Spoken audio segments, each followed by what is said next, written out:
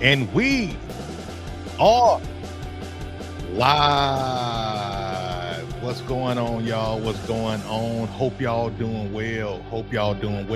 Want to personally welcome y'all to the Beast Pod, where we talk all things youth football strategies, tactics, and most importantly, this is where you get your questions answered. For those who don't know who I am yours truly, Coach Beast, man, and I just want to welcome y'all to the pod today. This is a special one.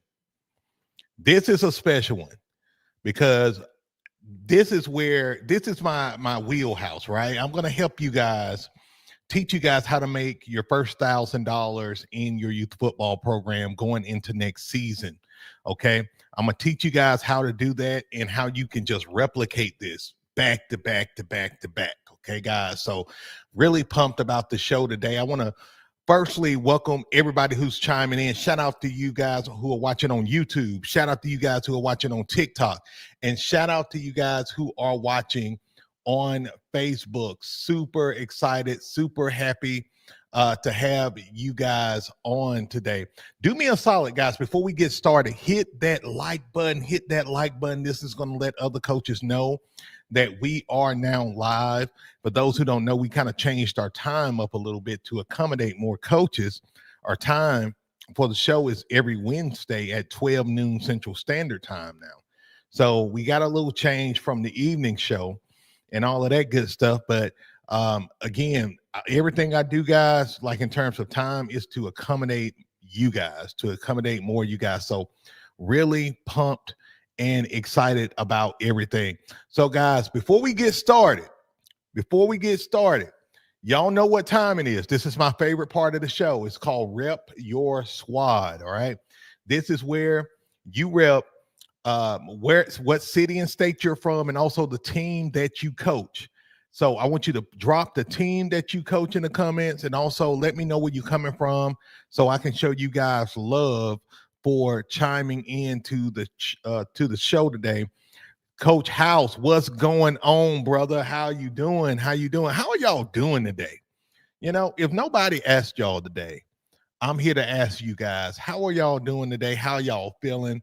How are y'all vibing? How was your Halloween? How did all of that go? For some of you guys who don't know, I dressed up as Pennywise, one of my favorite horror characters. And I didn't like it at first. I didn't like how the mask set on my head, and I forgot to buy, like, I don't even know what you call it, but I forgot to buy like I don't know. It's like this makeup that covers the lining of the mask. So I'm walking around like with the lining showing, but it ended up being well. I always said I look like a drunk, guys. I look like an alcoholic on Halloween, but it actually turned out great in the long run. So let's get some shout outs. We got the country coach in the house. Shout out to you, coach, from Jacksonville, Florida. Shout out to his Ocean Way Buccaneers squad, 12U squad. Shout out to you, coach. We got Coach Riles. I hope I said that right, from Brandon, Mississippi. Shout out to him and his Brandon Elite Dolls. Let's go. Shout out to you. We got Coach Capo. Shout out to you, Coach Capo, from St. Lucie. Shout out to him and his St. Lucie Lions squad from Fort Pierce, Florida. Shout out to you. We got my boy, Coach Hemi. Coach Hemi, what's up, man? We got Coach Hemi in the house, one of our Beast Nation family members. He's one that's always on. I put it like that. All right, let's see who else we got. We got Coach Jay Quick in the house from San Diego, California. Shout out to him and his mob all-stars. Shout out to you, Coach, man, aka Coach Lopez. Shout out to you. Let's see who else we got on the show that I missed today. We got Naylor in the house. Shout out to him and his Jaguar squad from Richmond.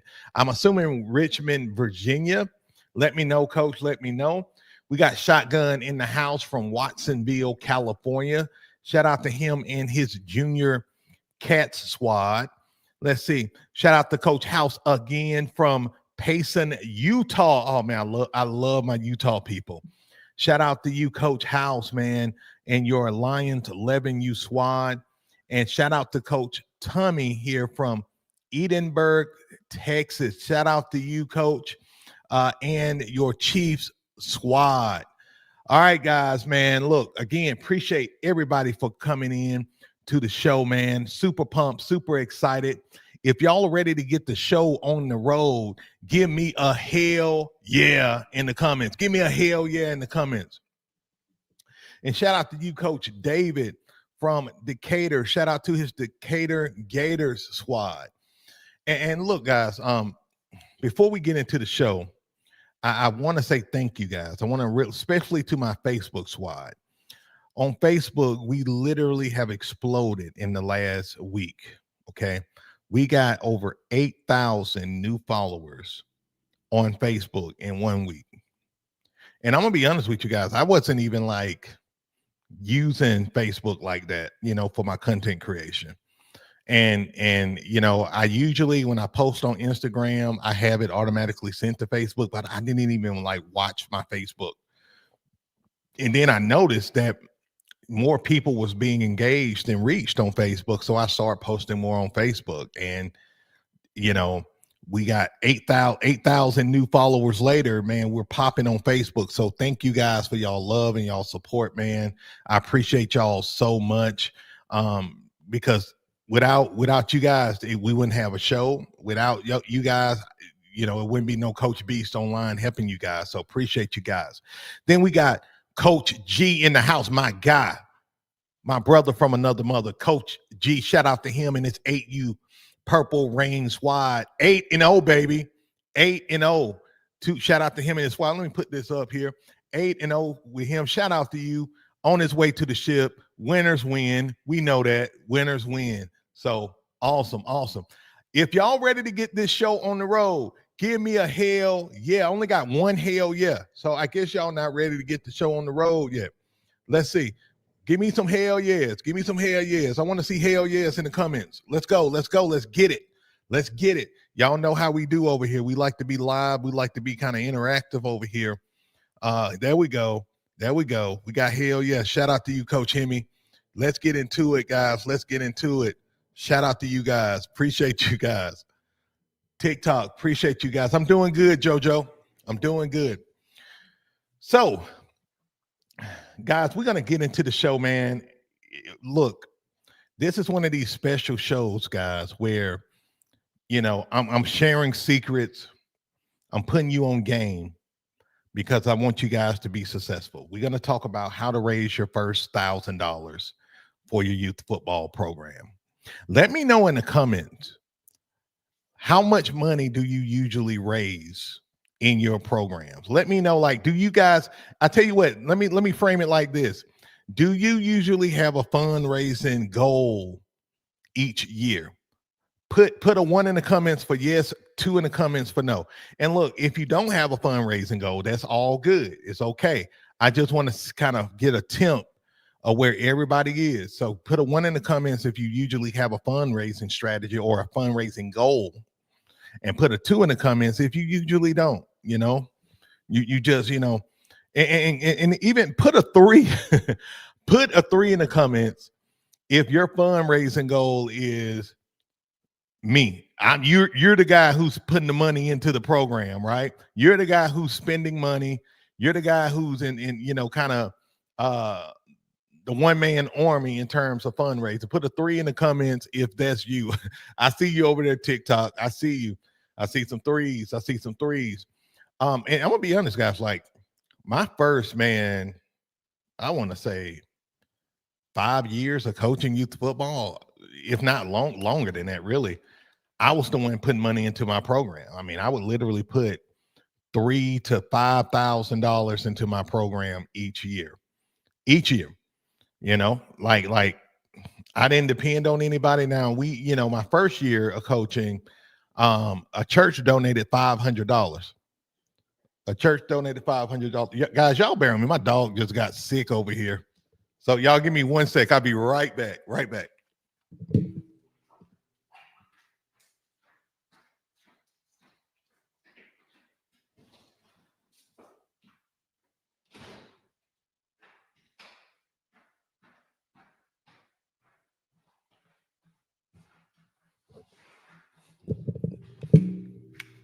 right, guys. Sorry about that. I swear, if it's not my kids, it's my dog. Whenever I start the show, like a kid to start walking around or something like that, they're in school. But now my dog, she's got sick or something like that. I let her outside for a minute. But yeah, like guys, for the first 3 to 5 years, man, I was raising my own money.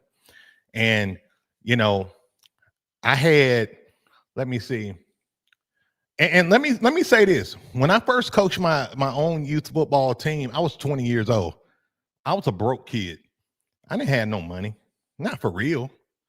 I was working these bad jobs. I was over here. I started my career like working retail and you know, just trying to make ends meet. I was young. You know what I'm saying? But then of course as I began to get in my career, make my own money, things begin to get a little bit better for me. You know what I'm saying? But even in that, I didn't know how to really raise money. But man, when I started to become a businessman and I began to get really good at making money, I learned how to raise money. And that was a game changer. So the things that I'm going to share with you guys on the show is going to be like night and freaking day, like to the stuff that you're probably doing right now. So let me know in the comments how many of you guys, the way you raise money is like through car washes, bake sales. Let me know. Let me know. Like, do y'all use like a lot of car washes, bake sales? Like even here locally, if I'm out and about, I'll see like a youth football team or sports team. They like be on the side of the road like with buckets and like they'll be trying to like like if you're stuck in traffic at the light, they'll come and ask what you donate, which you can make a lot of money that way. But I never like doing it that way, guys. I never like doing it that way because I believe you can make a lot more money doing it the way that I'm about to show you here on the Beast Pod. Let's see. Coach Hemi says, I personally only brought in $300 last year. Headman said we were in a good spot with extra. My goal is to bring 2,500 before next season, starting with talking to my business owner. Oh, that's a good one. That's good. Coach G says 100 per player league fee. Okay, is 500 out of the total raise. 18 players means 1,800 cap for team fundraise. Let's see. And then $500 for league fee. Got you. Got you. Yeah, guys, like in the league that I was in, and I was in two different leagues. The rec league I was in, guys, was more of a, just $100 player fee. They didn't even have a team fee. It was just like you just got to hit the roster, have enough players to play, and $100 per player. And but then the travel league that I was in, I think it was $125 per player to play. But where both of those leagues got you was that the kids had to pay for everything. The parents had to pay for everything in terms of equipment, all of that good stuff. The only thing they didn't have to pay for was the game jerseys. Now, that's one thing I will say that I really enjoyed about travel football is that league gave you a lot more freedom as it relates to, your branding, how you wanted your team to look. If you had the money, you had total freedom, man, to make your jerseys the way you wanted them, and all of that. With the rec league, you can do different. You can tell your parents, hey, go to Academy Sports, get black helmets, get white helmets, or you can order the helmets. You had freedom that way. But as it relates to game jerseys, that went directly through the rec league. So yeah, guys. So let's get into step one, guys, as to how to raise your first 1,000. And I hope you guys are taking notes on this. I hope y'all taking notes because I'm about to give y'all some gems, or at the very least, you may want to, kind of replay this a little later, guys. But this is my goal for you guys. I want to teach you guys how to make $1,000 for your youth football program. But more than that, I want to teach you how to put this on autopilot and how to make $1,000 per week or per month. And by the time the season starts next year, you guys got $10,000 plus in your, in your youth football program. Okay. So that's my goal. I want you guys to have $10,000 plus in your youth football program. So step one, guys, to raising $1,000 for your program, and we're going to call this the 4-step $1,000 game plan. The 4-step $1,000 game plan. Number one, you want to tell a story. Tell your story before you ask for money. Okay, this is critical.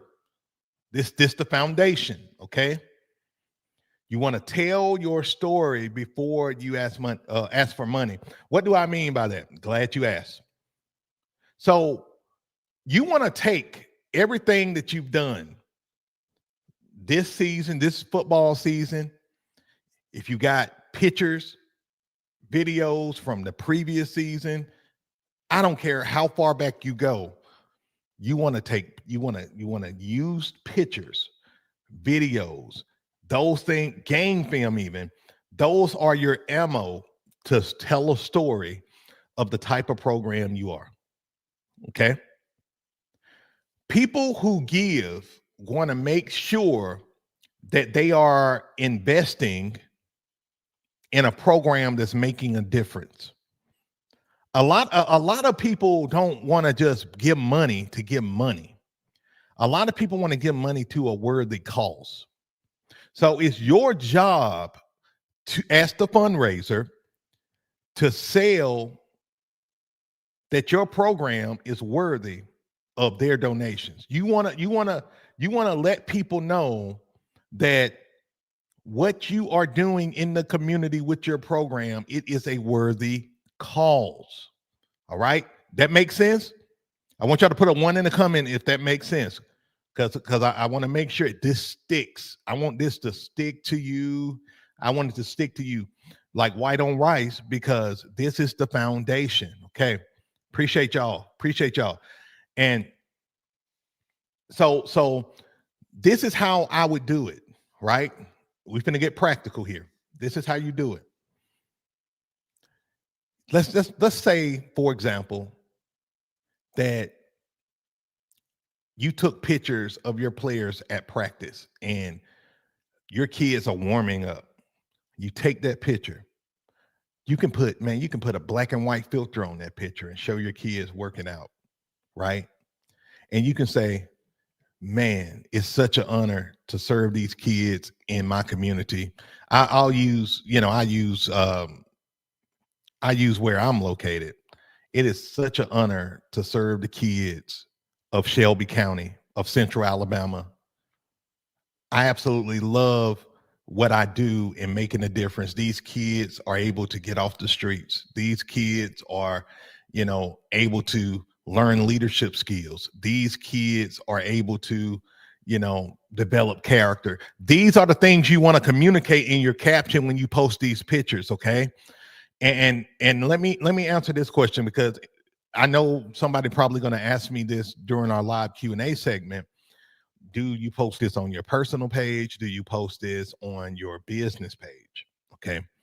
What you want to do is post it on both. Okay. I post it on both. I not only post it on both, but I usually like to post at least 2 to 3 different pieces of content per day. Okay. Now you don't have to do 2 or 3 pieces of content per day to start off. However, I recommend it for the simple fact that people's attention span is very short, and you want to be top of mind. You want to be top of mind when you are, really not just pitching, but you're telling the story. This is the foundation, guys. Okay. Again, very critical, very critical. You want to post inspirational moments. You want to post proud team moments, proud team highlights. Again, practice content is great, man. Practice content is phenomenal. Because let's just be honest, guys. At practice, that's where we put most of the work in, right? That's where we spend most of our time with our kids. That's where most of the transformation happens. So you want to document those things, so you can paint this picture and you can tell a story. Okay, guys. And shout out to everybody who's just coming on to the Beast Pod. We're talking about how to raise your first $1,000 in your youth football program. Guys, if you haven't already, hit that like button. Let other coaches know that we are currently live. Hit that like button. We do have a goal today. I forgot to mention the goal. If we hit 30 likes on the show, I will be giving away a free copy of the Beast Unleashed. Excuse me, not the Beast. I always say that. We are giving away the Beast 1.0 playbook, the Strongman Beast Offense 1.0 playbook, guys. So we're giving away a free copy of that if we hit 30 likes. So do me a solid, hit that like button, guys. Really appreciate you guys so much. And again, guys, we're about to do live Q&A in a few minutes. Once I go through these steps, we're gonna really go through this live Q&A. So some of you guys got questions now. I see. I'm starring some of them so I can go back to them. And yeah, y'all got some great questions. So I want to make sure that I get to your questions. So again, we're gonna tell our story. That's step one. Understand this. This is a huge principle. Two principles actually. Understand this. Social media is going to be your biggest driver.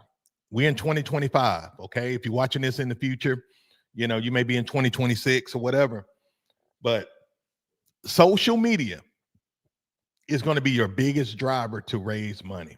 It was my biggest driver when I was raising money in 2018, 2019. It's even more of a bigger driver because everybody who got the money that you need for your program is on social media. You probably got people on your Facebook page, on your Instagram, right, who got the means and want to support what you do. You are around money 24/7. You are around money being online. So it's your goal to use social media, leverage social media to your advantage. Okay. We want to leverage that to our advantage. Okay. This is another thing you need to do. This is very practical. Okay. Very vital. You want to go ahead and already have a donation link. Okay.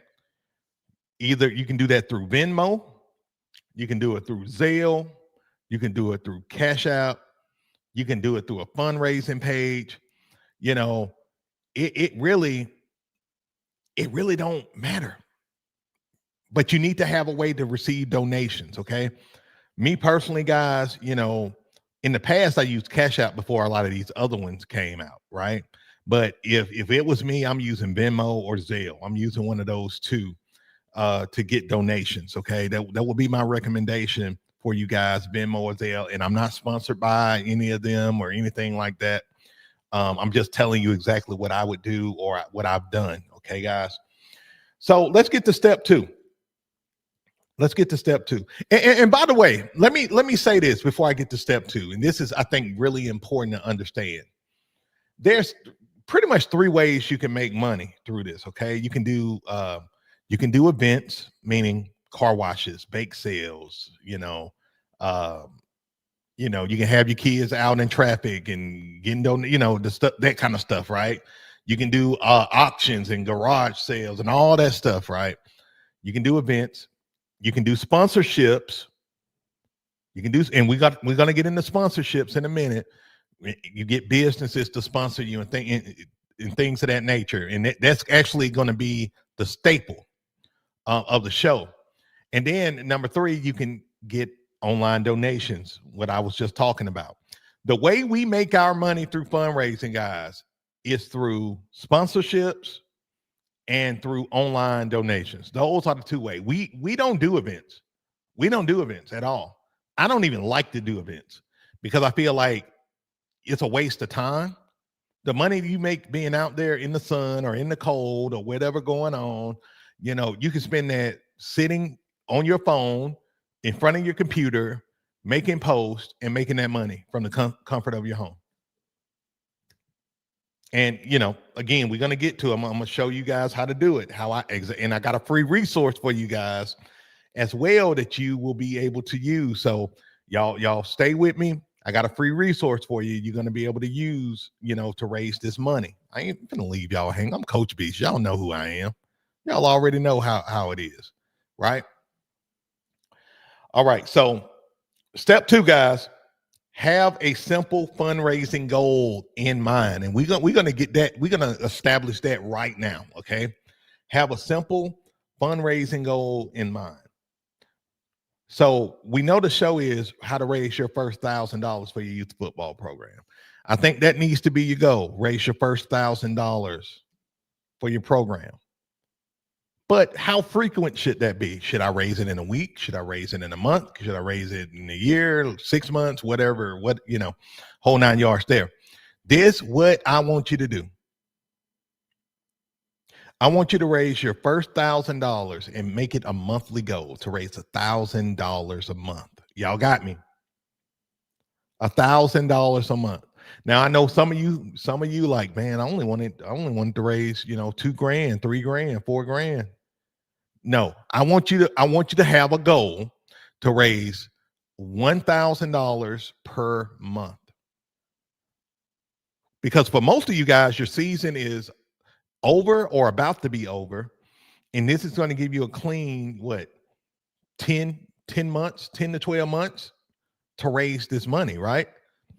So if the baseline goal, for example, is $1,000, you're going to make a hell of a lot of money by the time football season come back around, right? You'll have $10,000, $12,000 in the bank. And that's minimum, guys. That's minimum. That's minimum. Your goal may be 1,000, but you may make 3,000. You may make 5,000. You may make 3,000 a month. And then 10 months later, what's that? 30 grand? You got 30 grand in your account.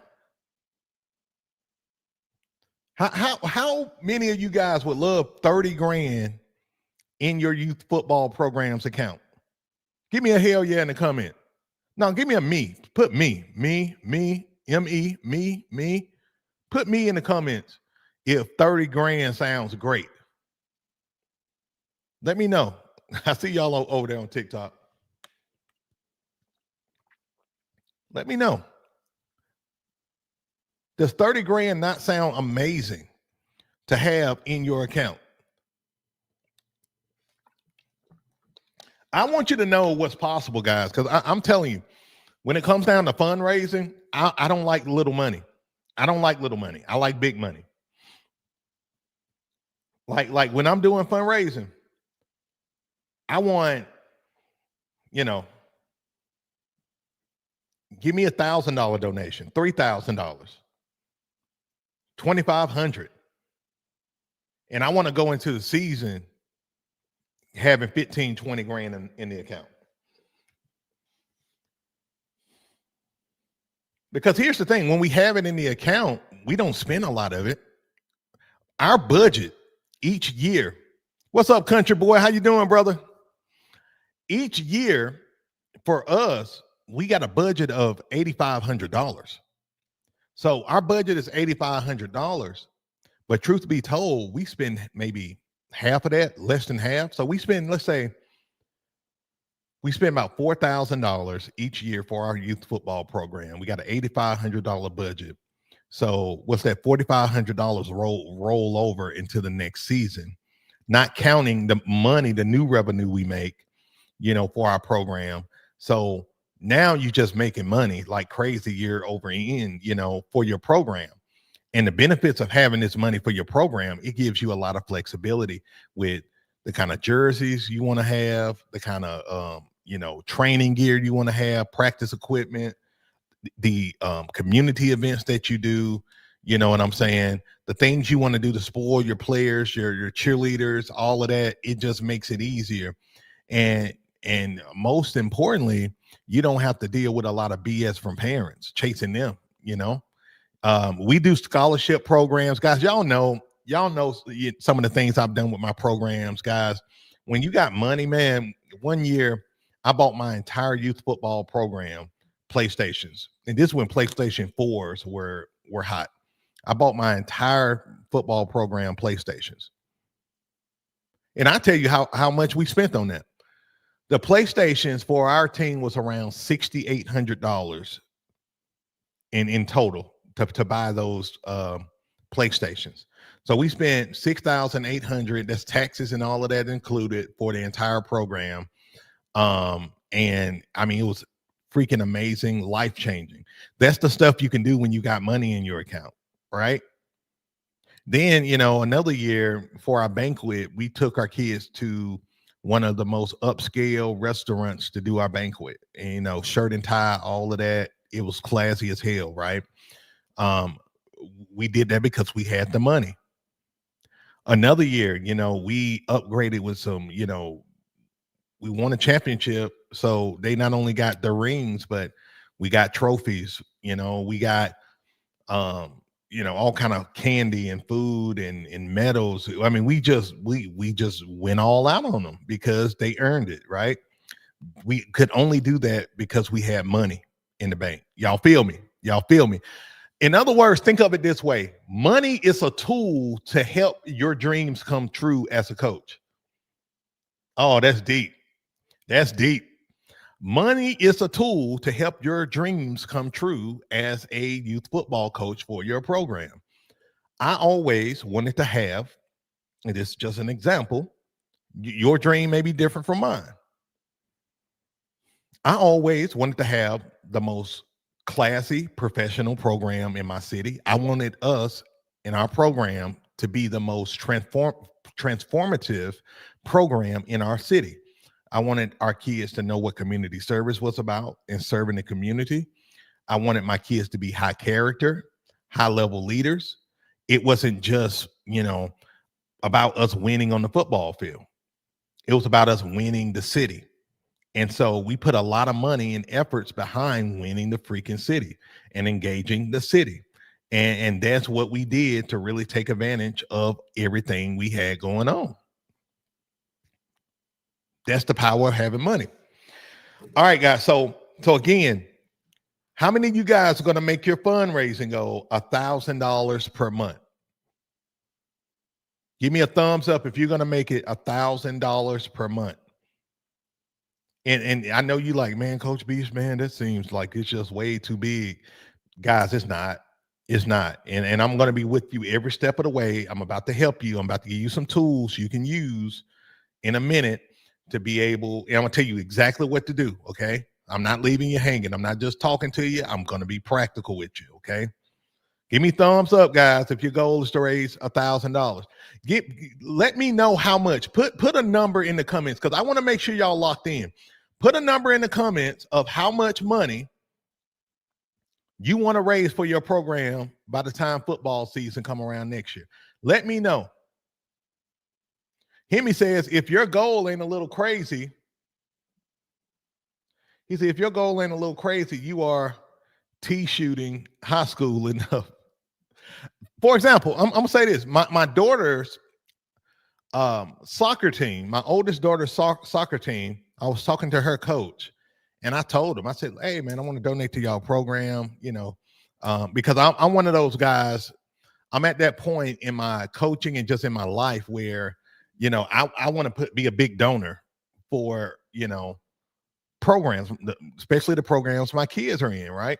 And I told him, and, I said, hey, how much, how can I donate? And he was like, let me get back with you, because he was like, we raise about 40 grand a year for our soccer program. And so, like, and in my mind, I'm like, damn, 40 grand just for the soccer program. And you see it in the merch the kids got, the facilities and all of that for the soccer program. So please understand, like, this money that I'm telling you guys about, it's not hard to get when you know how to get there. You know what I'm saying? So let's continue on, guys.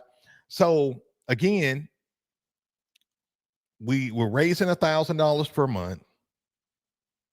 But you don't want to just say donate. Can y'all donate? You don't want to just ask. That's the biggest mistake I see people make. Don't just ask for money. Don't just ask for money.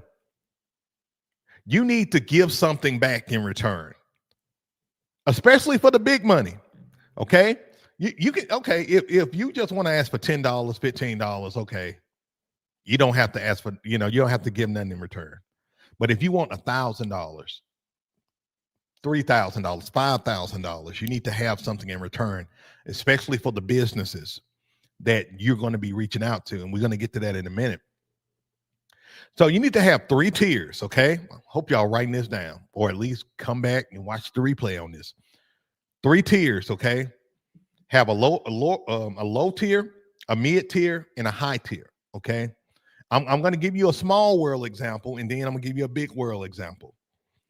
For example, tier 1 can be $250 donation.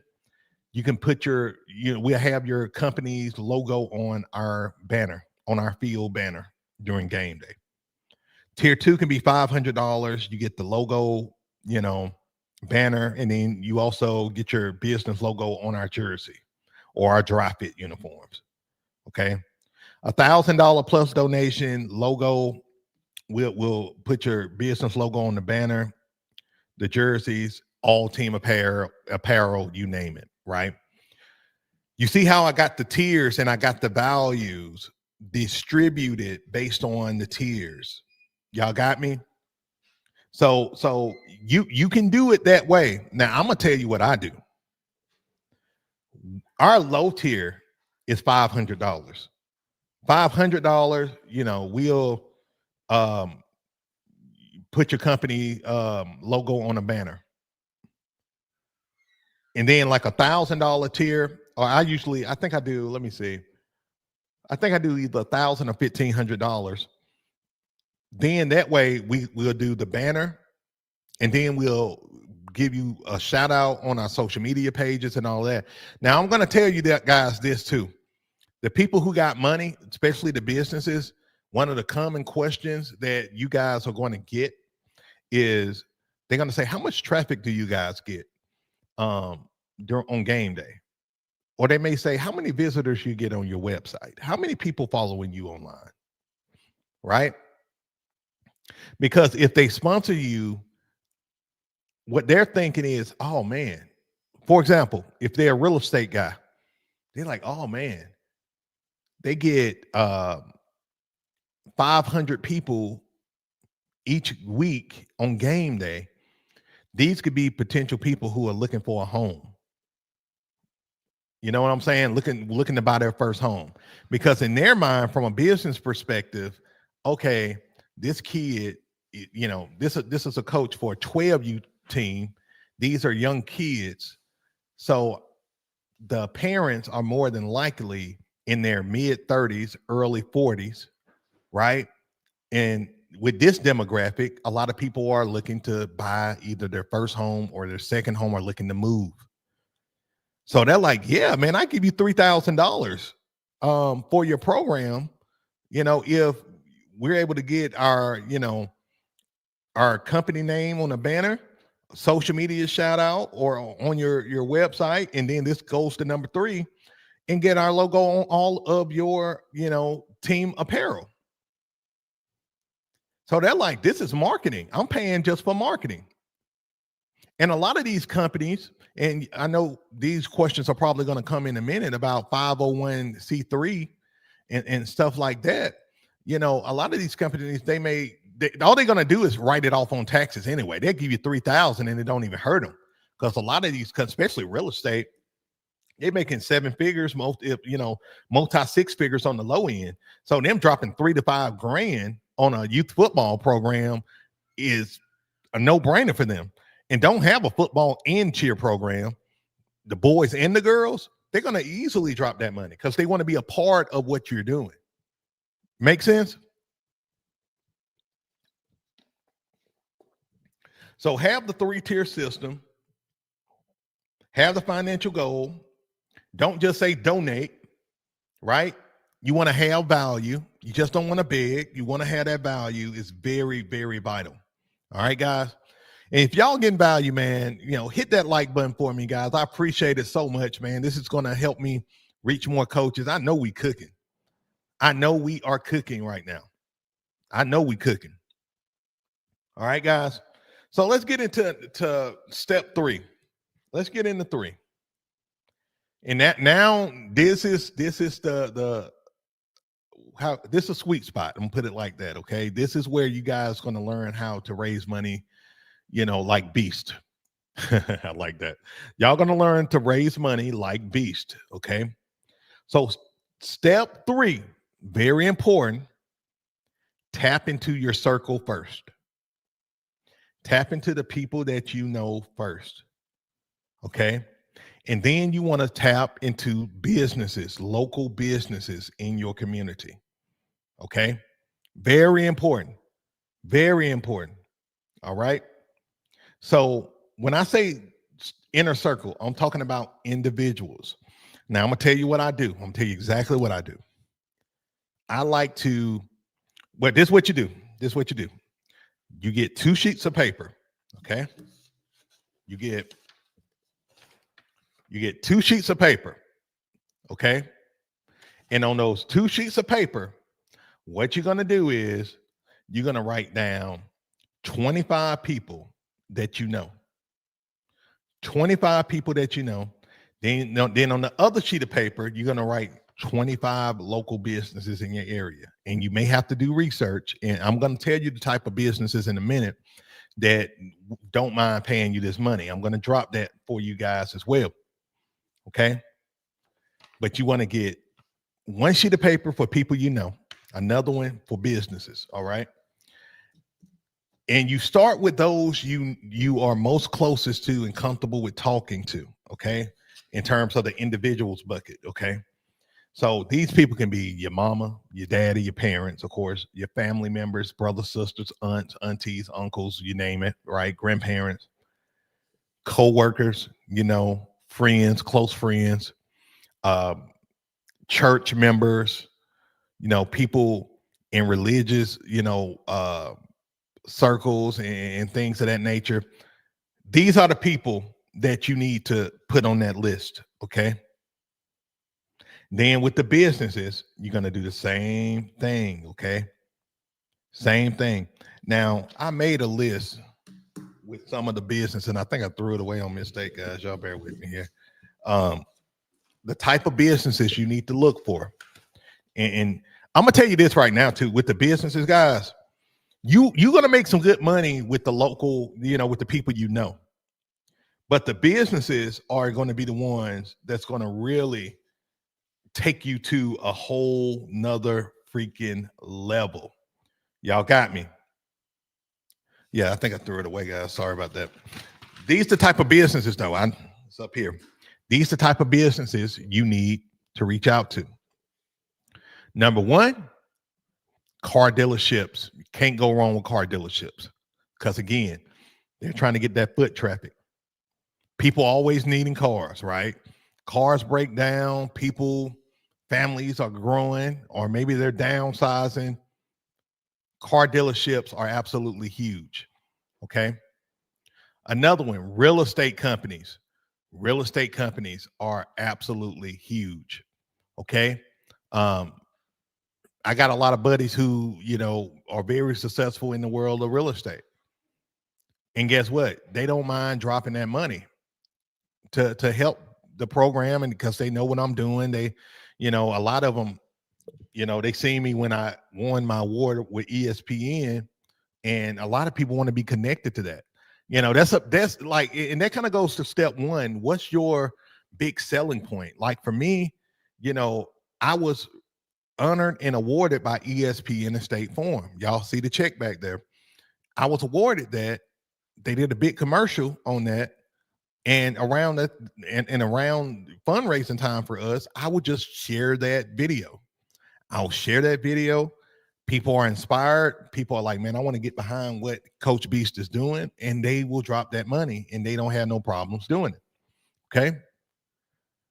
Another big business that would be phenomenal for you guys is restaurants. Reach out to restaurants. That's a huge one.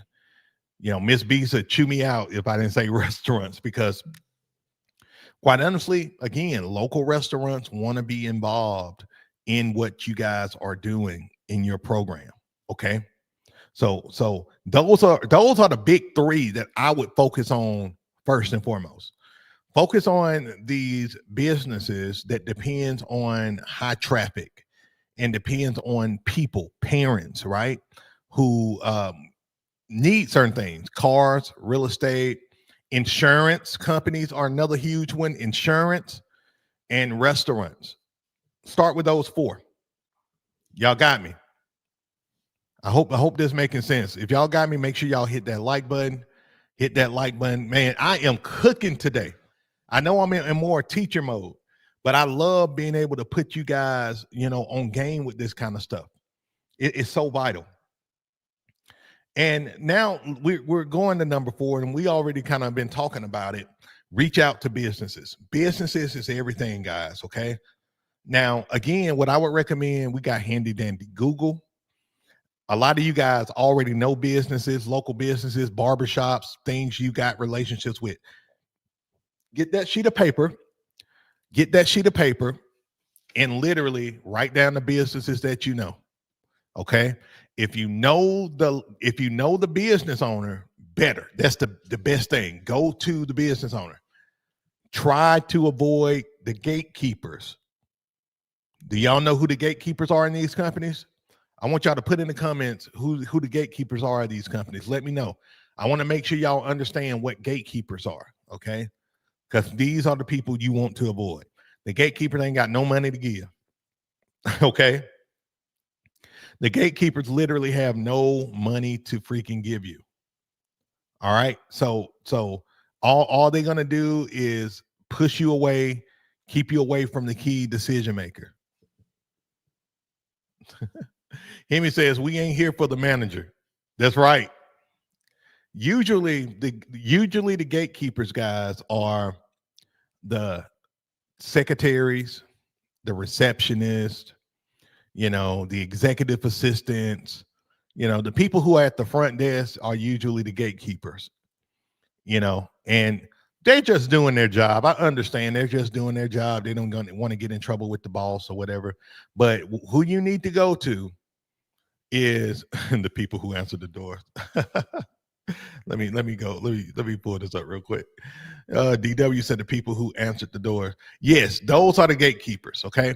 You want to get to the key decision makers. Okay, guys, the business owner.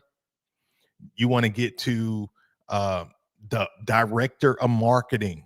Okay. That's another huge one you can get to. The director of branding and marketing. Right? These are the type of people, you want to reach out to. These are the type of people you want, because these are the people who got the money and the decision-making power in the business to give you guys the money that you want. Y'all got me? Y'all probably hear my dog out there. She's cutting up. She's cutting up today. But does that make sense, guys? Does that make sense? Are we good? Are we good here? If we're good, now I want to pull something up for you. I'm going to give you this resource. If y'all ready for this free resource, give me a hell yeah. Give me a hell yeah if y'all ready for this free resource I'm about to pop up here on the screen. Let me know. Hey, Miss Beast, can you give me a water, please? And another thing too, guys, if you got questions, go ahead and start dropping them. I'm going to start answering y'all questions and all of that good stuff, guys. Let's see here. Yeah, y'all ready? Y'all ready for this Q&A? Thank you. All right. Ring King says, while I'm getting ready to pull this resource up, Ring King says, how do you feel about GoFundMe?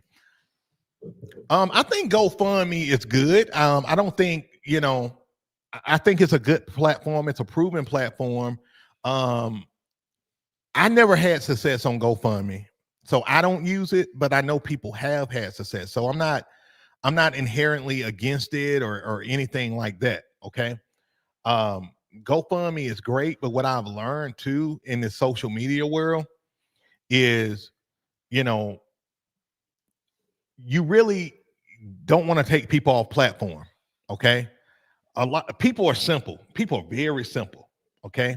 Meaning, for example, if you post a video and you say, hey, we're really looking to buy, let's say purchase a van, a 15-passenger van for the young people, because a lot of kids don't have a way to practice. And we're trying to raise $5,000 to buy a used passenger van for our youth football program. You know, if if anybody's led to donate, here's the link. Make it a link where they can just click on that link and pay. You know what I'm saying? Instead of clicking on the link, GoFundMe is all right. Don't get me wrong. But you click on the link, they go to your Venmo, or if you got a QR code, all of that, just have people scan it and pay, man. That I'm telling you, having a 1-2 step, a 1-2 punch, so to speak, is one of the quickest and easiest ways to raise this money. When you got, click on this link, then you go to, GoFundMe, then they read your whole story, and then they looking. Most of the people ain't gonna read your story, first of all. That's why I say short, just 1-2 quick punches. These are like jabs, right? 1-2, 1-2. And most people, as soon as they feel that emotional tug, they're gonna be reactionary. They're gonna go to the link, and then they want to just give whatever amount that they give. Y'all got me on that. Okay. So let me pull up this form if they let me. Let's see. There we go. So this right here is a template for you guys, okay? This is I call this the 1K email template, okay? And this is going to help you guys raise funds, okay? Let me pull it up on my end big time. So the purpose of this form, and this form is absolutely free for you guys, okay? I'm going to get into it. This is free. You can download this in my playbook store, okay? You just scan the QR code on the left side of the screen if you're watching this on YouTube. Excuse me. If you're watching this on TikTok, you may not be able to see it. All you have to do if you're watching on TikTok is go to my link in the bio, go to my playbook store, scroll down, and you'll see this free resource, okay? So this is just a simple letter that you can send to every single donor, okay, or potential sponsor, okay? Now, this is what I recommend, though, for you guys. Email and DM first. Email and DM first. That's going to be your bread and butter. You can also mail this letter if you can't get the key decision maker, okay? Just mail this letter. But if you want speed, and I like speed, right? You want to email them, get their email. Now, if you guys have a LinkedIn, that's going to be to your advantage because most professional people are, like big decision makers, they're on LinkedIn. So you can go to LinkedIn, and I'll probably have a whole nother show to where we get into the advanced research and stuff with that. You can go on LinkedIn and reach out to these people, and you can DM them. Now, some of you guys already have relationships with small business owners, where you can just DM, text, or email. Y'all got me. So I'm going to read this letter to you guys, and I'm going to show you how to use this letter, okay? Very critical. Number one, when you get this letter, guys, if you got a team logo, put your logo at the top here. Then put your team name, all right? And then you can you don't have to put an address, just put your city and state, okay? I put Los Angeles, California. Then 2026 season, you can put that. It's optional for you, okay? And then, the rest of the letterhead, you just put the date, the name. This is critical. Put the name of the key decision maker. You got me? Again, don't put that freaking gatekeeper, and don't just be too generic, because if you're too generic, that secretary is going to get this and open it and look at it, and it may not even get to the person it needs to get to. Y'all got me? So you want to make sure the key decision maker, whoever they are, the CEO, the small business owner, the director of marketing, branding, whatever, is on there. That company's name, and then put the company's address if you're going to mail it. Okay. If you're not going to mail it, you're just going to send an email this, remove this stuff. Okay. Remove this stuff. All right. And then the letter says, let me get a sip of water. The letter says, I hope you're doing well. My name is blank. Put your name. Don't put coach, blah, blah, blah yet. My name is, use your first, last name. And I'm the coach of, put your team name, okay? A youth football team full of passionate young athletes. We're on a mission to raise $1,000 to fund new jerseys and essential gear. Now, this is vital, okay? You got to put what you're using the money for. Do not just put we're raising $1,000. You need to put what you're raising the money for. This is critical, okay? It can be for new jerseys. It can be for practice equipment. It can be to purchase a van. It doesn't matter, okay? It can be to purchase football cleats, helmets, you name it. Y'all got me. Just make sure you fill this in, or you can leave it just like it is, right? Because you say New Jersey, then essential gear, that's broad, right? That covers everything. So we're on a mission to raise $1,000 to fund new jerseys and essential gear for our upcoming season. Your support will go directly towards making sure our players have the uniforms and equipment they need to play with pride and confidence. That's that emotional hit right there, guys. Y'all seen that? That's that emotional shot. You're letting them know what outcome you want. You want the kids to be happy, be proud, be confident in what they're wearing and how they practice.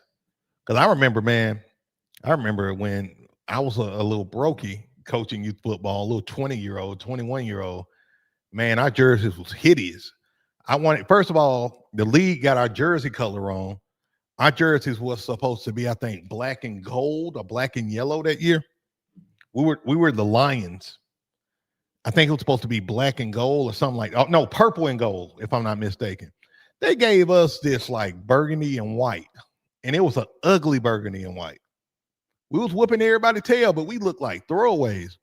Y'all seen those y'all seen those Pepsi commercials, and the guy have on like the Pepsi color, that ugly, like almost like bronze, like red or rustic red, and we had white jerseys. We look horrible.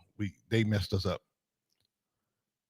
But again, guys, when you got money, you got options. Because if we had the money, they messed our jerseys up. We could have just got new jerseys or anything like that, right? So let's see. Let me go back. Your support will go directly towards making our players have the uniforms and equipment they need to play with pride and confidence. And as a thank you, we'll be happy to feature your business on our team's website and or game day banners so the whole community knows you're supporting us. You see that? We're not just asking, we're letting them know what they're going to get in return. Huge. This is huge, okay? As a businessman, I'm here to tell you, I'm a businessman. As a businessman, I'm here telling you that this is gold, how we think.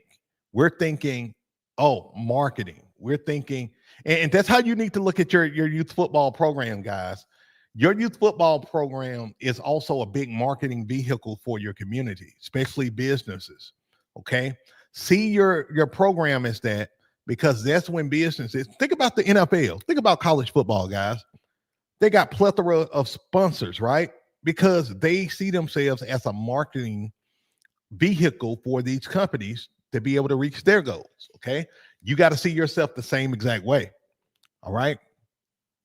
And then your contribution, no matter the size, makes a difference. Now, with that, you can put an amount if you want. Your contribution of $500 or your contribution of $250, $500 or $1,000 makes a real difference. You can put a number. And as a matter of fact, for the businesses, I would recommend putting a number, because if you're leaving it up to them, they may not donate. Be like, I don't know how much to donate. This is random letter. I don't know. We'll donate $50 because they don't care. But then when you put 250, 500, 1,000, or 500, 1,000, 1,500, whatever, now they got in their mind that, okay, I got a budget I got to dispose of. Excuse me. I got a budget. of $10,000 to give to somebody. I'm going to give this youth football team this whole $10,000 and I don't have to worry about it. And we're going to write it off on taxes. Y'all see how that works? That's how it works. And see, the reason why the list is so critical too is that everybody on that list that you make is not going to respond. It's not going to donate. You may get 1 or 2 or 3 people off that list of 25 that'll donate. But that 1, 2, or 3 may donate everything that you've been wanting. And the thing about it too is this just one list. You make a list of 25 and then you make another list of 25 new people and then 25 new people. And then basically it becomes your lead list, right? And once you got your lead list, you're good. You just work the process. And again, you got people donating 1,000, 3,000, 5,000. Now you're consistent. Now you're compounding your success. Before you know it, your program got 25, 30, 35, 40, $50,000 in your bank account. And the season haven't even started. You're just going into April, the spring, for example, right? And then let's see. So with your help, we can reach our goal of 1,000 or reach our $1,000 goal and give our young athletes the opportunity to represent our community with pride this season. Thank you for taking the time to consider supporting our team. We appreciate your generosity and believe in what we're building here. Y'all got that? And again, guys, this letter, and y'all bear with me, TikTok trying to throw me off here. There we go. So again, guys, this letter is absolutely free to you guys. Absolutely free. You can just go to my playbook store and get it. Just scroll down. It's all yours. It's on the house. Okay. So does this letter resonate with you guys? Does this letter make sense for you guys? Okay. Let me know in the comments. Let me know in the comments. All right. I want to know. Appreciate you, country coach. Appreciate you. I want to make sure this makes sense because this is going to be the difference of you really making money and not making money. And so right now, guys, what we're going to do is we're going to switch gears. We're going to go to our live Q&A. So, guys, if you have any questions, feel free to drop them in the comment section now. I'm here to answer your questions. Thank you, Coach Cross, man. He said, this is golden, Coach. Man, I appreciate you, man. Appreciate you so much. Let's see here. All right, so let's start. Let's see with questions. The Dunn says, "What's your off-season goals?" Now, I'm assuming you're asking what's my off-season goals, as it relates to like fundraising goals. So if that's the case, my off-season goals, guys. I always like to try to raise what our budget is, which is $8,500. So I'm trying to raise anywhere between $8,500 to $10,000 a year, and sometimes we go past that, sometimes we don't, but it's fine because, me too. I still put my own money in the program as well. And I'm really good at budgeting and managing the money in my program. So we're very conservative with the money we put in our program. I would say we put most of our money into the kids, like training gear, like their dry fit shirts, their shorts, the spirit packs.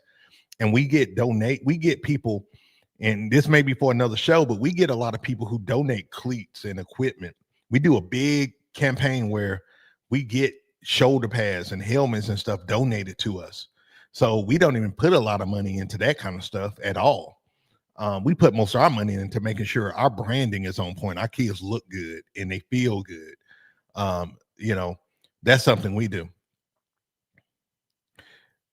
Coach Philly want to know, where can you get this letter? You just go to my playbook store. You see the QR code on the top left of your screen. Y'all can scan that QR code actually, and you'll be able to just go. It'll send you directly to my playbook store.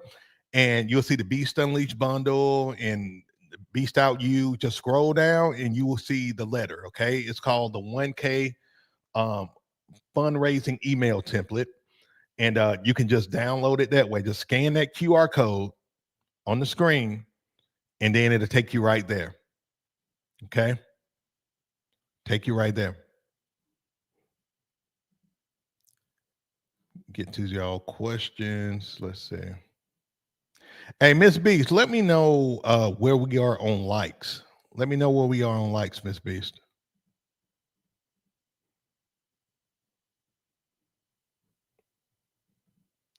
DW says, "Sorry, I haven't been on in a long time, but just to give you and all you all an update, we made it all the way to the championship game and we lost." Hey, dude, congratulations for making it to the championship game because guess what? Only two make it to the championship each year, whether you win or lose, man. So big congrats on you and your success in the season, man. You know, big congrats. Shout out to any of you guys who make it to the championship or deeper in the playoffs. You know, no matter if you won a championship or not, man, it's always a win when you make it that deep. So shout out to you.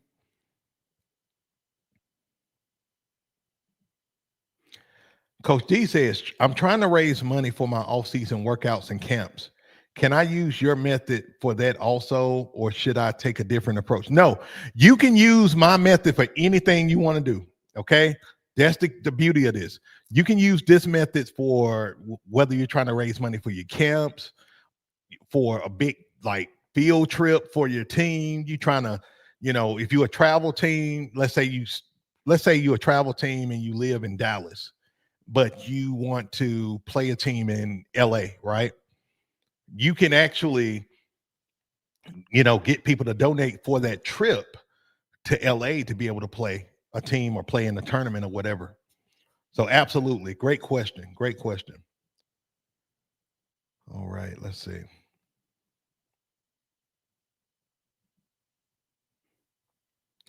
The Ring King says, I need that equipment hack. Yeah, the equipment hacking, guys. I'm gonna make a whole series on this on how y'all guys can get equipment, helmets, and stuff. Because guess what? I'm gonna say them and keep this simple. With equipment like helmets and shoulder pads, stuff like that, go to high schools, middle schools, especially the bigger ones, the ones that are more well off. A lot of them are always updating their equipment and stuff, and they're just giving away good stuff. A lot of the stuff haven't even been worn. A lot of the stuff haven't even been worn. Just make sure the equipment and stuff that you guys ask for that is up to date, especially the helmets, because helmets can expire. So make sure the helmets and stuff are up to date.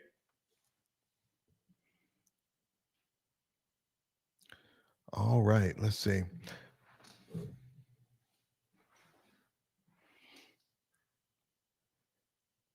Coach Julius want to know, what's your best advice on getting more kids to play football in an inner city team?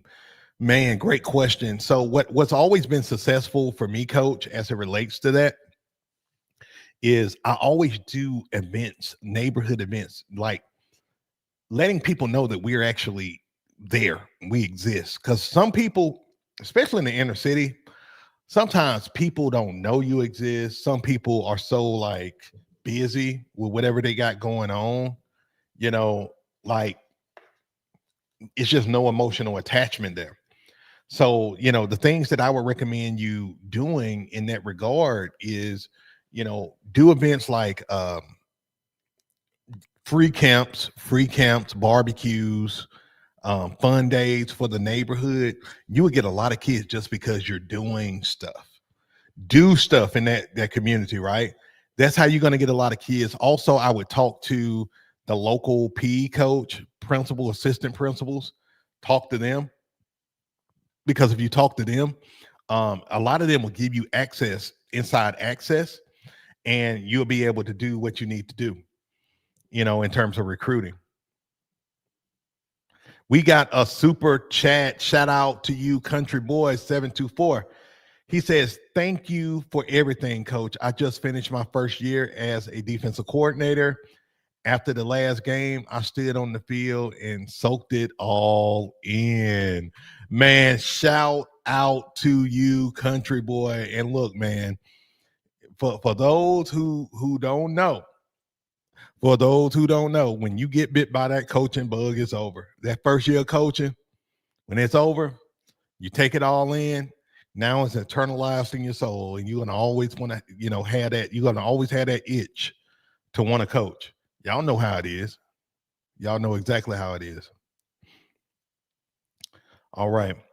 Now, let me see. Miss B says we're at 15 likes. We're going to take a time out. We're going to take a time out. I want you guys to hit that like button for me. Again, if we hit 30 likes, I'm giving away the Beast to Unleash playbook. Goodness. The Strongman Beast Offense 1.0 playbook. So make sure you hit that like button. Hit that like button for me. We're taking a quick time out. Quick time out. Hit that like button for me, guys, before we continue.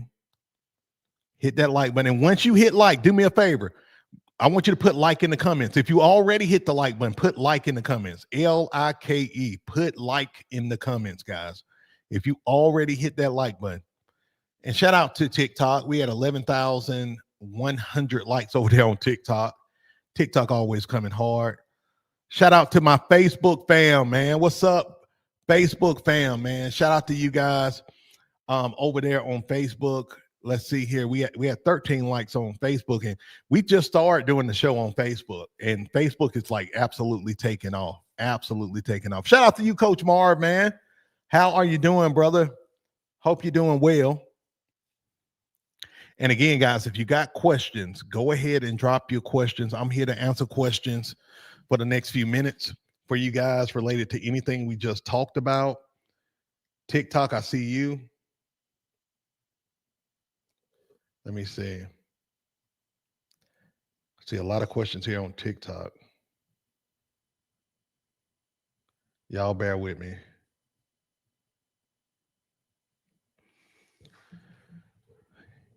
Yeah, Coach Choi says, I'm trying to get a van because we had the forfeit 2 games. We didn't have enough space. Yeah, man, that's always the tough one, like when you need resources. I'm here to tell you, like where I coached the majority of my coaching career, a lot of the kids didn't have a way to practice or the games because I hate to say it, a lot of their parents just wasn't there and engaged. So, and I used to literally, I had a Toyota Tundra at the time. I would literally pack up my truck. I have kids in the front. I have 2 kids in the front seat, 4 or 5 kids in the back seat. I had kids in my bed of my truck. And I was just like, I knew it was dangerous, but I just knew the kids had to get to practice. And, the practice, what made it sad in that situation, guys, was that the practice field itself was literally 3 to 5 minutes away from where from 80% of where these kids stayed. It was like walking distance, and so we raised money to get a van. We literally raised $3,000 in like 2 weeks and we got a van. And we got it with the strategy that I just shared with you guys on that, okay?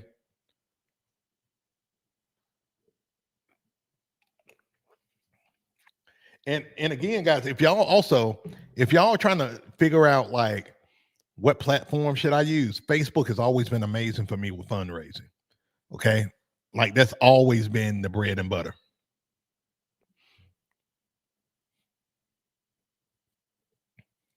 Coach Marv said we just finished our regular season, heading into the playoffs this weekend. Our defense is the best. It's the best running the 4-4 Reaper. Let's go. Let's freaking go. Shout out to you guys. And shout out to all you guys who got the Reaper, the 4-4 Reaper defense, guys. So I'm currently in the process of updating all the playbooks. It's going to have, man, dude, y'all going to love it. We doing, I'm adding instructions to every single play, more instructions to the overall playbook. Of course, we got new playbooks that are going to come out as well.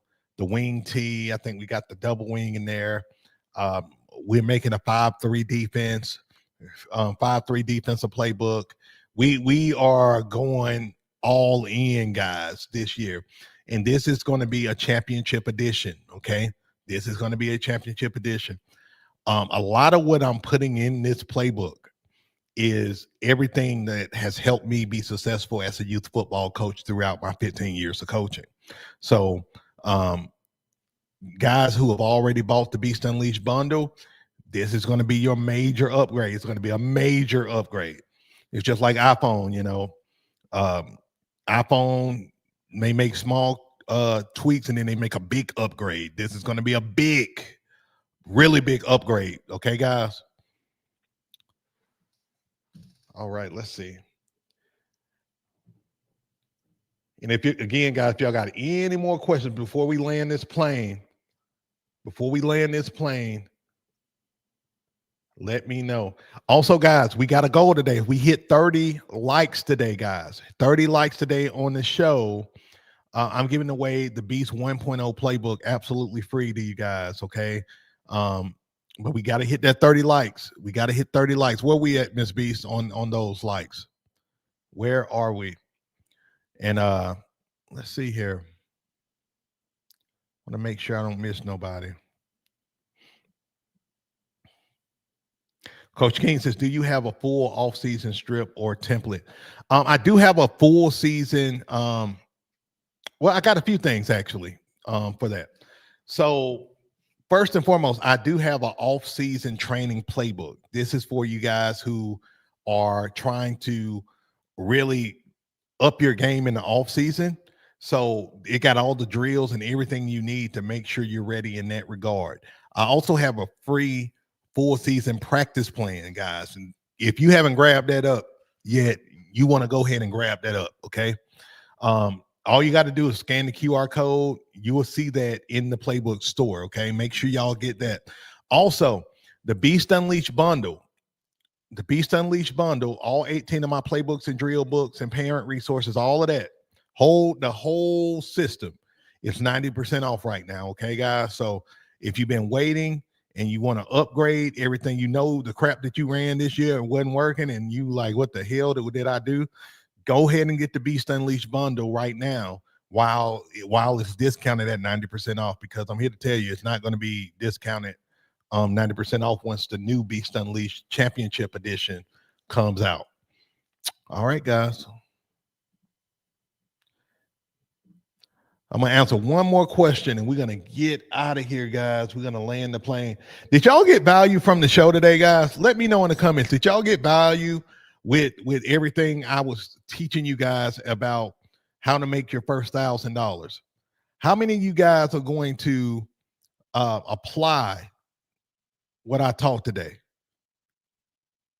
Give me a 1 in the comments if you're going to apply this stuff. Because like I said before, guys, this is going to be the difference between you guys making $0 and literally, tens of thousands of dollars for your youth football program. Shout out to you guys over here on TikTok. Shout out to you guys too. Appreciate you guys.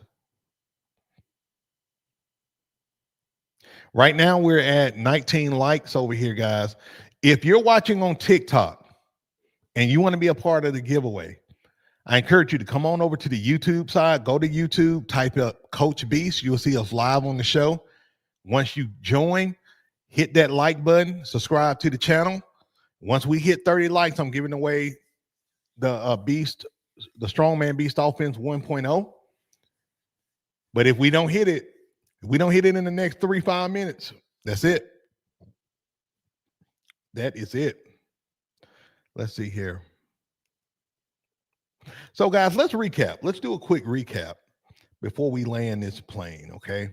Again, number one, you wanna tell your story when you post on social media, okay? You can use photos, you can use videos. I would use a combination of both, okay?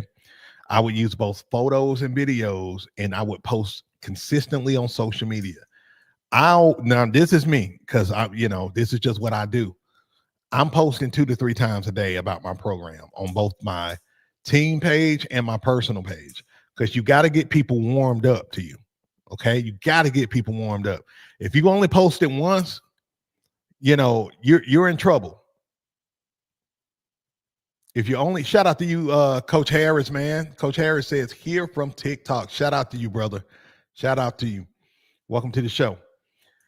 So, if you're only posting once a day, people attention spans are short, man. They'll look at your thing for 3 seconds and then go on about their business. So post 2-3 times a day. Okay. But tell your story. Social media is your biggest engine driver. Step 2, You want to have a simple fundraising goal. Okay. We established that already, right? We're going to try to make $1,000 a month for our youth football program, minimum. $1,000 a month for our youth football program. Number three, you want to tap into your inner circle. In other words, you want to connect with people you already know, your friends, your family, your mama, your daddy, your uncle, your church members, your pastor, whole 9 yards, your boss, even if you got a good relationship with your boss. Talk to these people, see if you can get them to donate. Okay, guys, this is absolutely critical, super important. And then you want to get those 2 sheets of paper, right?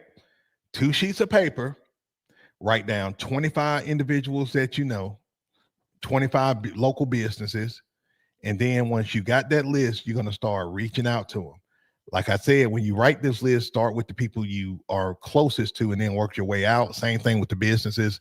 If you know businesses that are local, closer to your house or closer to your job, start there and work your way back. And we said restaurants are great, car dealerships are great, real estate companies are great, insurance companies are great options, churches are great options.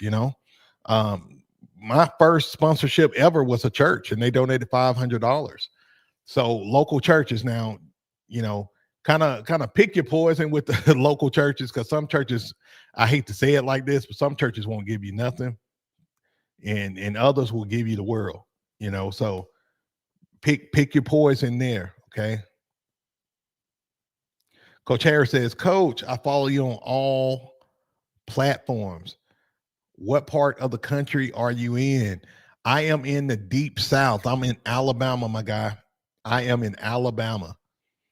Yes, sir. And what's so funny, man, shout out to everybody, man, who watch me, because even though I'm in the deep South, I got the fewest followers in the deep South. Most of my followers are on the West Coast, the Midwest, and the Northeast.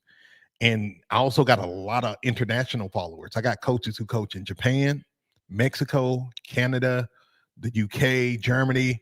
I got people following me all over the world, but the South is actually probably my lowest base, believe it or not. Appreciate you guys.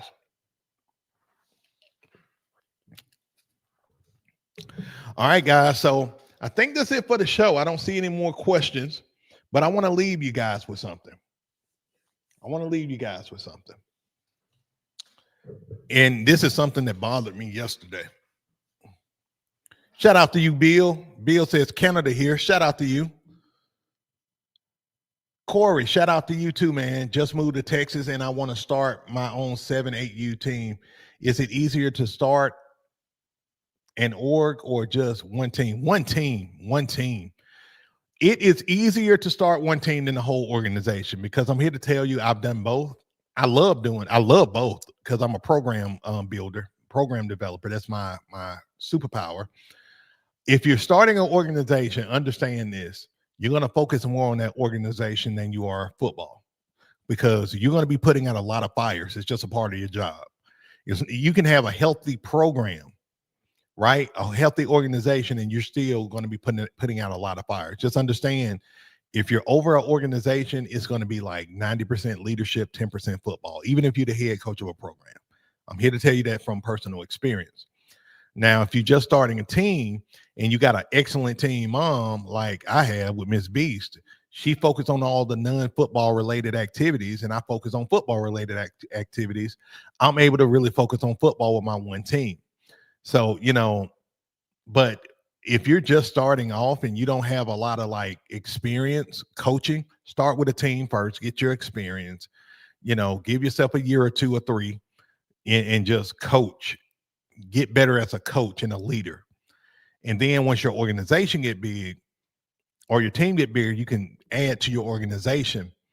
And from there, you got to understand you're overseeing other head coaches in age groups. And so it's a lot more leadership responsibility than even, football responsibility, so just understand that. Great question. And as a matter of fact, this kind of goes into my closing statement. And I see you, Hemi. I'm going to get to your question. Let me as a matter of fact, let me start that. Okay. So I think it was yesterday. Yeah, it was yesterday. There was a coach, and we only need 6 more likes, guys, to hit that 30 like goal to where we give away the Beast Offense 1.0 playbook. So there was a high school coach on my Facebook page, and he just went off on, I'm always getting haters and people going off, so that ain't nothing new. But this one kind of hit me different because he was putting down youth football coaches, and he was like, "Why y'all youth football coaches always trying to prove yourselves? And you need to just focus on making the game fun for the kids." And he just went off on this tangent about y'all this and y'all that and blah blah blah blah. And I got something to say to every high school coach out there who doesn't respect youth football coaches. Understand, I want you to understand something, that I'm trying to be nice, y'all. I want you to understand that your crap stinks too.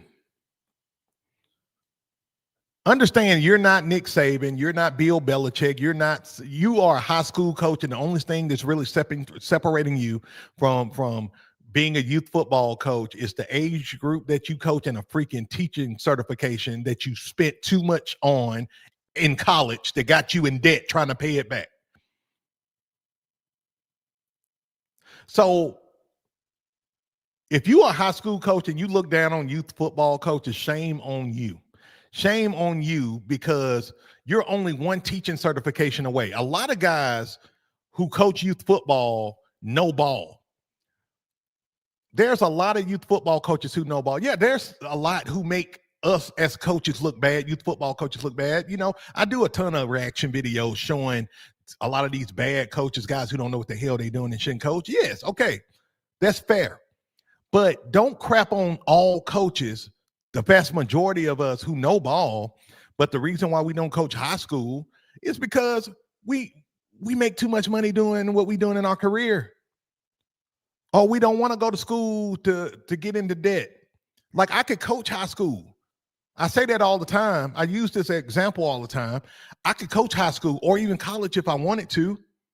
I worked on the college level. I was a director of recruitment on the college level. I don't do it. You know why? Because I love my lifestyle now. I can spend as much time as I want. I can go wherever I want at any given time because I work from home. I'm a content creator. I mentor coaches around the world. That's what I do, right? I'm a podcaster. These are the things I do, right? Why would I sacrifice my time, my money, my resources, time away from my family to make probably, I hate to say this, probably $120,000 less, if not more, than what I make now? And a lot of guys are like that who coach youth football. I know guys who coach youth football who are police officers, military, former military, small business owners, right? People who are 15, 20 years into their career. It don't make sense for them to become a high school coach or a teacher. And by the way, shout out to all the teachers and coaches out there on the high school level, because I understand that y'all are going through a mass exodus right now with people quitting, not wanting even to be teachers and coaches no more. So in other words, it's not the best job in the world. And I'm not crapping on nobody who's teachers and all of that. I appreciate you guys. Most of the people who follow me, like on my personal page with Facebook, are teachers and coaches. So I'm not crapping on that fact. I'm talking to these egotistical, think they're better than somebody, high school coaches, who a lot of them are not even good coaches. They're just ego driven. And they may coach at, a school that got notoriety. And a lot of them are mid at best. They're mid at best. So in other words, be humble. If you're going to do anything, support youth football coaches. Support youth football coaches out here. because a lot of us, we spend our own money and our time to give back to these kids and teach them the love of the game, right? I'm doing my part. I understand my position in this world with youth football, where I'm trying to educate and help coaches become better. That's why we have Beast Out You. That's why we have playbooks, Beast Out, Beast Unleashed playbook bundle. That's why we got all these resources. But you shitting on youth football coaches is not going to better anything. You saying, well, I ain't gonna put my son in coaching youth football. You gonna wait till you go to high school and coach, because youth football coaches are crap. Not all youth football coaches are bad. There's about a third of us who make us all look bad. What's the saying? One apple spoiled a whole bunch. It's kind of like that situation. Yeah, there are some crappy youth football coaches out there. I get them on my feed a lot when I post. I get a lot of them hating on me and all of that. That's neither here nor there. But that does not elude or excuse the fact that there are a lot of really good youth football coaches out there who spend a lot of time, money, and who know ball, who are very successful in their life and very resourceful, and they're trying to make a difference. I refuse to allow you guys to crap on youth football coaches just because there is a handful of us who are bad or shouldn't be coaching. That is not an excuse for you to crap on all of us who is trying to make a difference and change lives. So I refuse to let you guys do that. So kick rocks with your shoes off, as it relates to that whole situation. All right, guys. Sorry about that. I had to drop that rant. I had to drop that rant in there real quick. I'm just sick. I'm sick of negative people, man. Like I'm sick. Like, guys, if I may, like, I'm just sick of sorry, negative, egotistical people, man. The world is evil, confusing, and dark enough, but I'm so sick of grown folks acting like bullies in high school or middle school. High school and middle school is over, right? A lot of these guys try to be bullies because they was bullies in high school and middle school and haven't had any success in their life since high school. And so they still try to come with that bully mentality, but they fail to realize if they bully the wrong people, they're going to get hit in the mouth, especially nowadays. It's sad that grown men hate on other men. It's sad that people literally get on this internet and be negative and say all kind of bull crap to people. It's just not right, guys, right? It's just not right. We all grown. We all got bills to pay. We all trying our best in this world to make it and to be successful. The last thing we need is somebody's trying to shoot us down when we're trying to be successful, man. You know? All right, I'm gonna answer this one last question and we're gonna get ready to land the plane, guys. And where we on likes, Miss Beast? I think we have 4 more likes to go before we give away the playbook. I hope y'all get it. I hope we reach it, because after this is it. Hemi says, team bonding ideas. Okay, this is a great one. So, guys, for me and my programs with team bonding ideas, guys, I always kind of integrate stuff like we do stuff like teaching our kids how to tie ties and stuff. We bond that way. We do dance offs, man. 1 year, and it's funny. I may make the pop the video on the show one day. 1 year, man, we was doing a cha-cha slide, man. Like on Fridays, we'll dance, just do stupid stuff. I'm more of the disciplinarian coach in my program, but I may joke with them a little bit more on Fridays or something like that. Like we do this kind of stuff. You know what I'm saying? So anything that allows you to not focus on football, this is something I noticed. Anything that allows you not to focus on football and just focus on the kid and building that relationship with the kid is golden. Miss Beast just said potluck. A potluck. We did that, man. We did like when we do team pictures, we'll do like a potluck. have every parent bring food, for the kids, and that was great. You see, Miss B's talking now. This is her wheel. This is her wheelhouse, y'all. Understand it. This is her wheelhouse. Hot dogs, chips, cake, quick drinks. Those are the, just have all the parents bring them. If you got crappy parents in your program, just get your team on, volunteers and coaches to bring them, and have a good old time with your kids. Okay, just have a good time with your kids with that. Those are the things we do, man. Food makes everybody happy. Food makes everybody happy.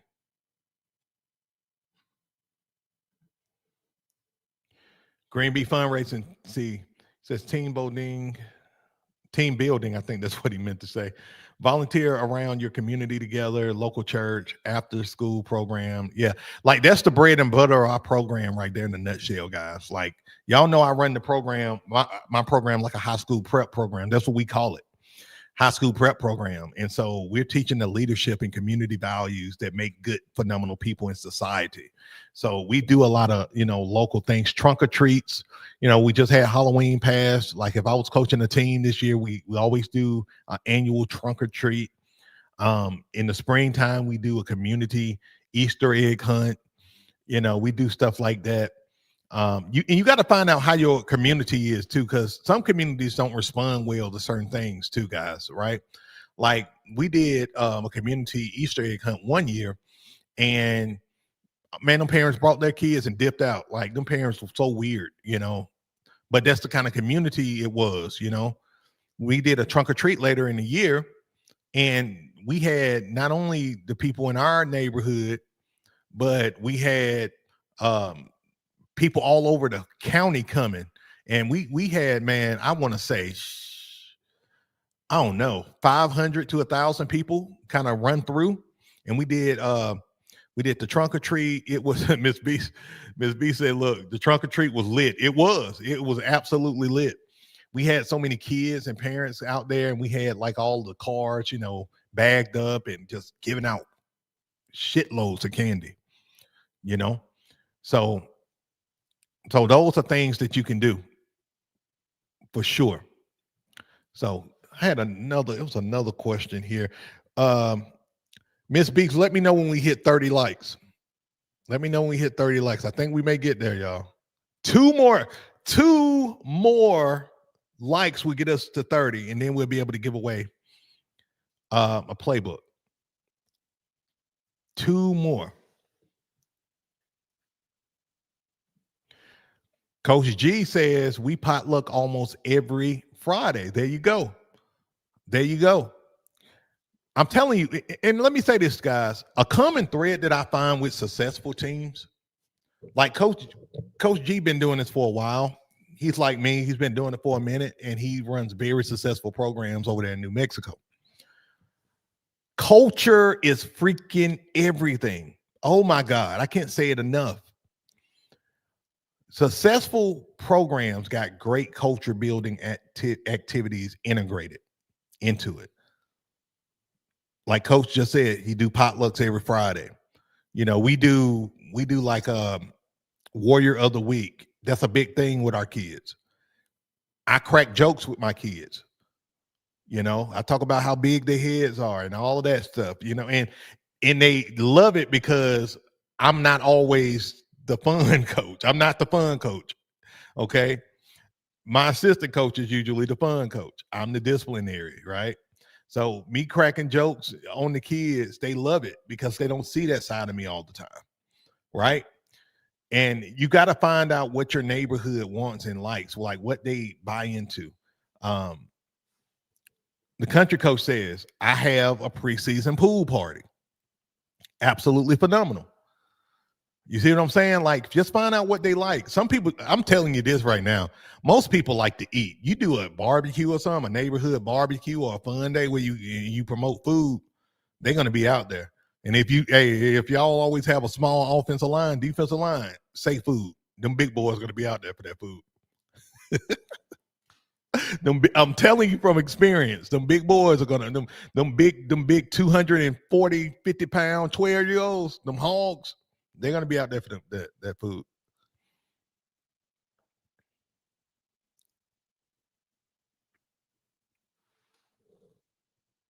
Coach JC says, what do you know about the shotgun double wing?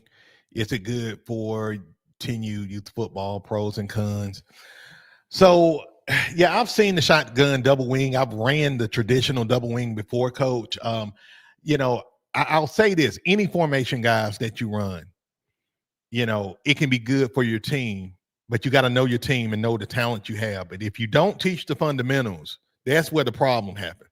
Any formation, I truly believe any formation can be good for a team if you got the guys who can execute it based on their talent level, skill level, you name it, and you got the fundamentals and execution down pat. The problem is a lot of youth football coaches run all these different formations and they don't have the fundamentals down pat. So it's raggedy. It's really raggedy and not sharp and clean. So, um, I can't say I know enough about the shotgun double wing to where I can give you, a pros and cons like run it, but I can say from a double wing standpoint, double wing tried and true, man. If you execute and focus on blocking and your skill guys and quarterback can manage that, manage the execution of your sweeps and your fullback dives and all the different core plays that you run from that, hey, have at it, man. I love the double wing. Absolutely love the double wing. Flex bone, all those kind of formations. Wishbone, you name it. Great question. Phenomenal question.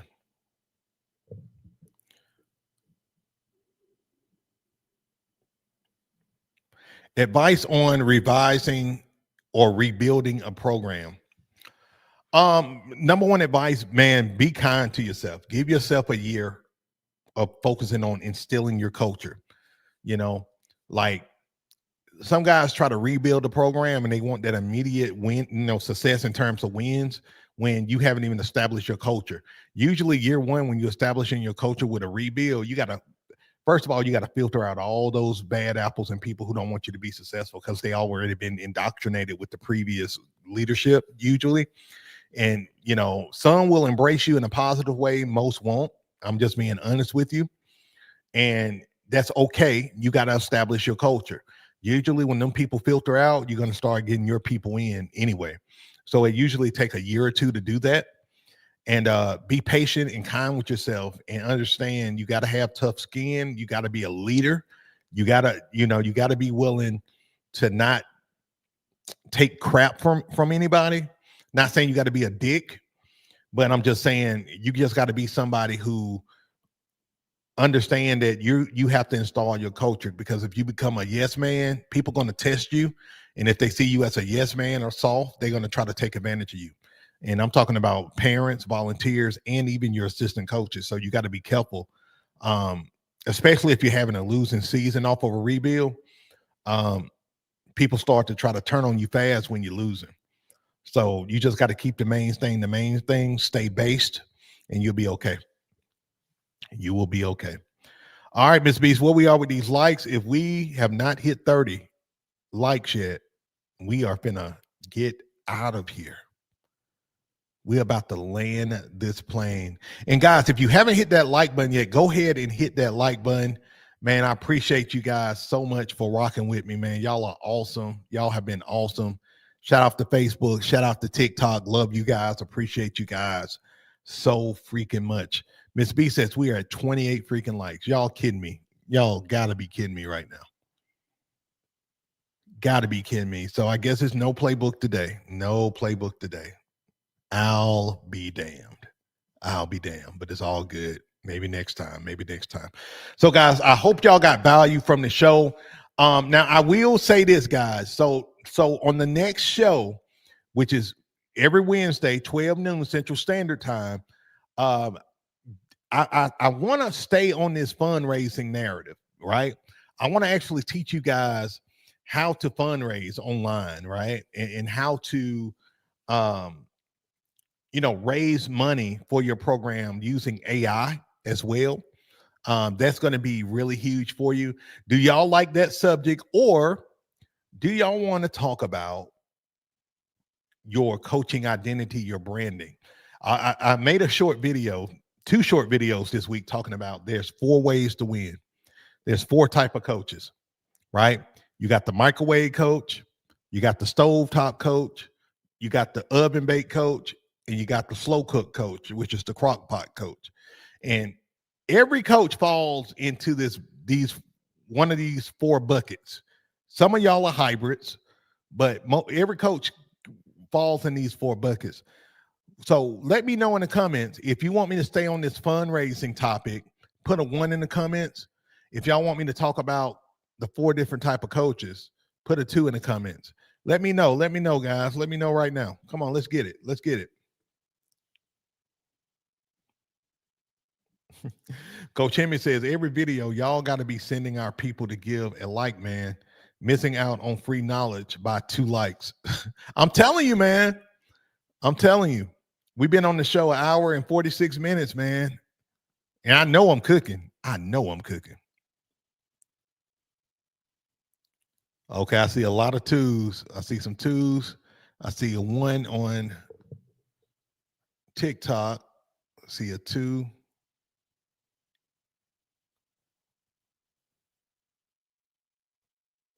Let's see. Man, big shout out to, let me see. Is that Mayor? I can't see it that well. He says, we found your page and I started winning. Shout out to you. Shout out to you. And listen, guys, if any of you guys got testimonials y'all want to share, feel free to email me.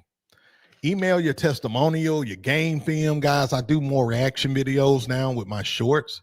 So you can email me at beastoutyou@gmail.com. Again, that's beastoutyou@gmail.com. Or you can go to my Instagram and you can drop game film there. And I'm starting to do more reaction videos with you guys. So cool.